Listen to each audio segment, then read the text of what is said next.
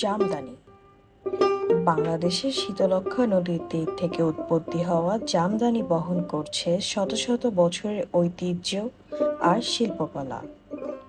এটি কেবল পোশাক নয়, এটি আমাদের ইতিহাস, আমাদের সংস্কৃতি। ঐতিহাসিক সোনারগাঁয়ের মাঝখানে একটি গ্রামে এখনো মানুষ জামদানি বুননের প্রাচীন শিল্প নিয়ে কাজ করে। শহরের ব্যস্ত রাস্তা ছেড়ে ভেতরের শান্ত গ্রামে ঢুকলেই দেখা যায় সারি সারি বাড়িঘর। ঘর আর কর্মশালার সামনে রোদে শুকোতে থাকে রঙিন সুতো। এখানে কারিগররা বিশ্বাস করেন শীতলক্ষ্যা নদীর জল সুতোয় এক বিশেষ দৃঢ়তা আর রঙের গভীরতা এনে দেয়।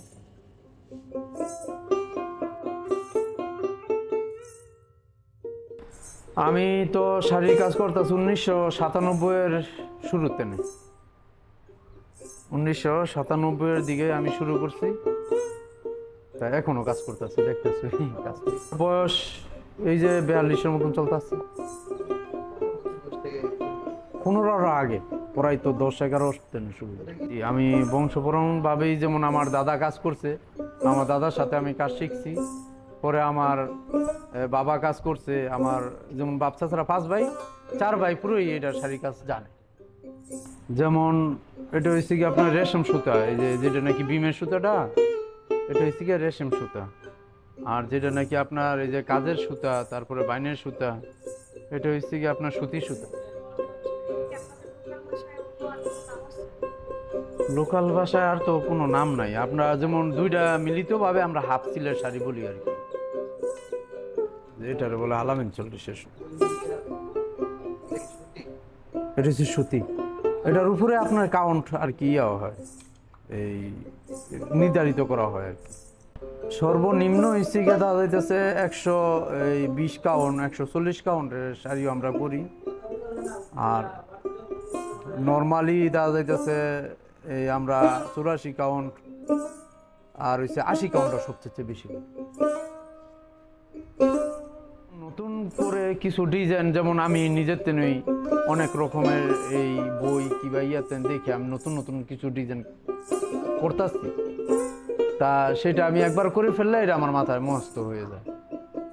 আর আর দ্বিতীয় হচ্ছে কোনটা, যেমন আমরা যে কাজগুলো একবার করি এটা আমাদের যেমন জেনের ভিতরে ঢুকে যায়, খালি এতটুকুই দেখতে হয় যে কাজটা যে কিভাবে করে, এটা দেখলে আমাদের সহজ হয়ে যায়।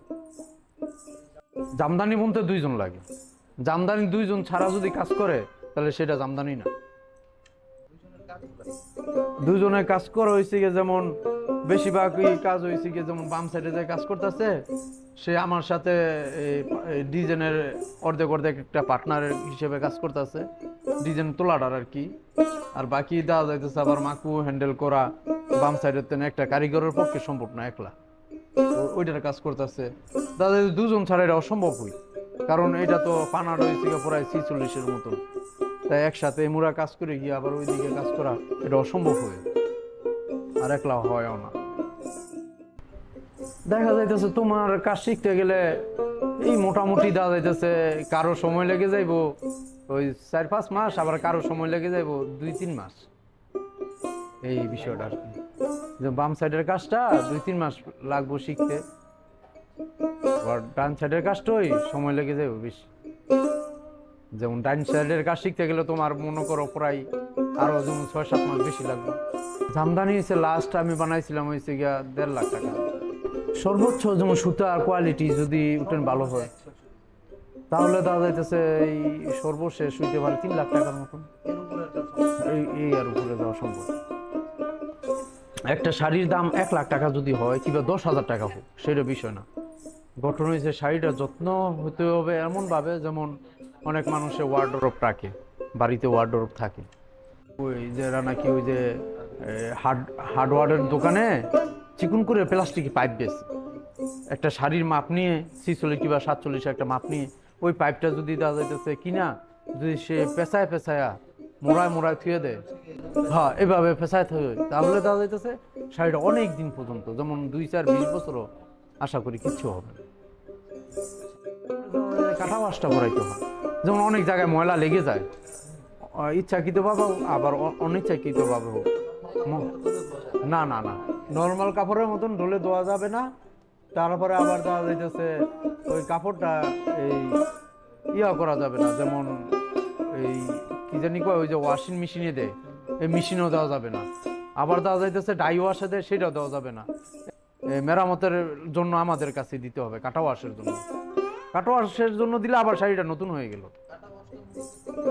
কাটা ওয়াশটা হচ্ছে মূলত যেমন শাড়িটা 10 বছর পরছে, পরা পরে ময়লা হয়ে গেছে, আবার অনেক জায়গা তো জমে যাবে, জমে গেলে এটা দেওয়া যাইতেছে আপনার ওই যে কাটা ওয়াশ আছে, যেটা শাড়িটা পুরো এক মেলা করে, এক মেলা করার পরে এটার ভিতরে দেওয়া প্রথম দুই আপনার যে ময়লা টয়লাগুলো আছে এগুলো সব তুলে ফেলে, পরে আবার কাটা লাগায়।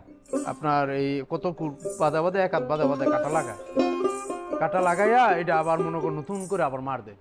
যে জায়গাটা নাকি উঠেন জমে গেছে এটা আবার ঠিক করে সুইয়ের দ্বারায় এটা ঠিক করে ইয়া পরবর্তীতে আবার মার দিলে শাড়িটা আবার নতুন হয়ে যায়। এটা তাঁতিদের কাছে আসতে হবে, যে কোনো একটা তাঁতির কাছে দিলেই হয়ে যাবে। ওইটার খরচ লাগে শাড়ি বুঝ যায়, কোনোটা 400 টাকা লাগে, 300 টাকা লাগে, আবার 1000 টাকা লাগে, 1500 টাকা, 2000 টাকা লাগে। শাড়ির দামের উপরে আবার এই শাড়ির মেরামতের উপরে 200 টাকায় হয়। যদি ওই শাড়িটা নর্মালি একদম যেমন কম দামি হয় তাহলে দেওয়া যাইতেছে এটা নর্মাল একটা মার দেওয়া কাটা ওয়াশ করা হবে। আবার দেওয়া 10,000, 20,000, 30,000, 50,000 টাকা শাড়ি হইলে এটা আবার উঠেন যত্ন সহকারে দিতে হয়। তাই ওই জায়গায় গিয়ে মজুরিটা বেড়ে যায়। এখন জামদানি তো 2020-এর পরের তেনে মোটামুটি তাঁতিদের অবস্থা খুবই ভালো, খারাপ না। দেখা যাইতেছে আমরা যেভাবে কাজ করতেছি এখন কাজ অনুযায়ী আমরা মজুরি পাচ্ছি, কিন্তু ইয়ার ভিতরে দেখা যাইতেছে কিছু কিছু ক্ষেত্রে যদি ব্যবসাটা নিজেরা করতে পারি তাহলে আরো টেনে শাড়ির দামটা পাবো। যেমন তোমার তেনে আমি অর্ডার নিলাম, মোটামুটি তোমার তেনে সরাসরি আমি কাজ পেলাম, সবার তো আর সরাসরি কাজ পাই না। দেখা যাইতেছে আমরা 200-500 টাকা, 1000 টাকা, 2000 টাকা, 5000 টাকাও বেড়ে যেত শাড়ি অনুযায়ী। তাহলে আমরা মজুরিটা ন্যায্য মজুরিটা পেতাম, তাহলে আমাদের অনেকটাই ভালো হতো। ইউরোপের রাজদরবার থেকে শুরু করে বিশ্বের অভিজাতদের পোশাকে শোভা পেয়েছে বাংলারই সূক্ষ্ম বুনন। কিন্তু জামদানি কেবল রাজকীয় অভিজাতদের প্রতীক নয়, এটি আমাদের গ্রামীণ জীবনের গল্প, নদী ও প্রকৃতির উপহার, আর তাঁতিদের ঘাম ও পরিশ্রমে গড়া এক শিল্পকর্ম।